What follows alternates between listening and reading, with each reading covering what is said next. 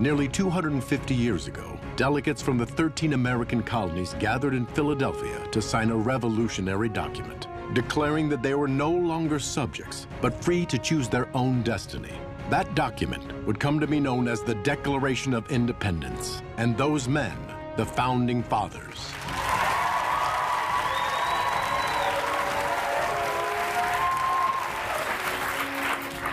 Gentlemen, those of us who have put our names to this declaration are now enemies of the crown. Especially me, John Hancock, because I wrote my name the biggest.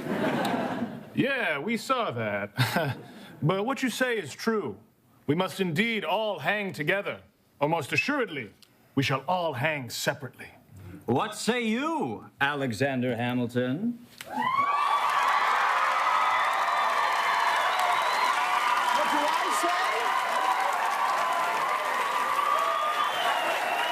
I say our lives matter not if we lose them in the cause of liberty. What matters is the nation we build.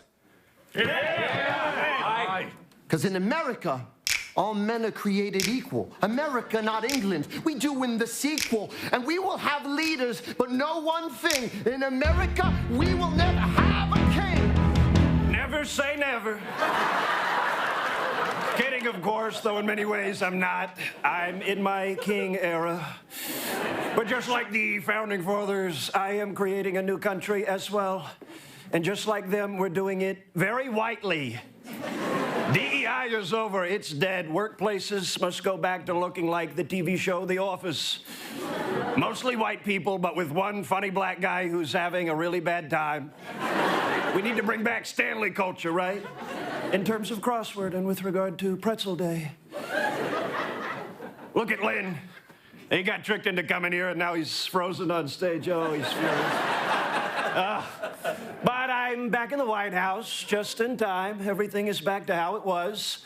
Except now my new favorite son is Barron.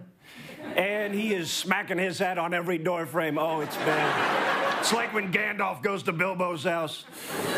And the inauguration was a tremendous success. It was inside due to cold and fear. But we had a lot of surprise guests like Melania. That was nice. Melania showed up to my inauguration dressed like, frankly, Kung Lao from Mortal Kombat. And you know, I had to put my nerd herd in the front row. Broligarchs before holigarchs. I've been saying it. We're saying it a lot. Zuck, Bezos, Tim Apple, and of course, Elon. We love Elon, but to quote some of his own children, I do not want him in my life.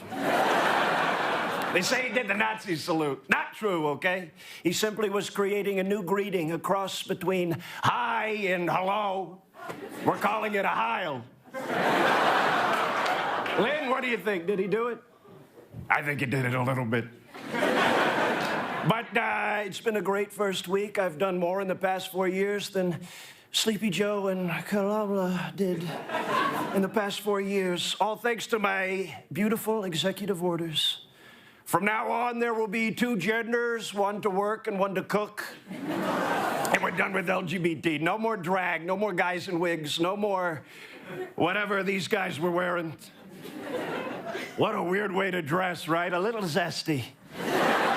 Darling, I'm off to start America. Hand me my wig and my tights and my big blousey shirts.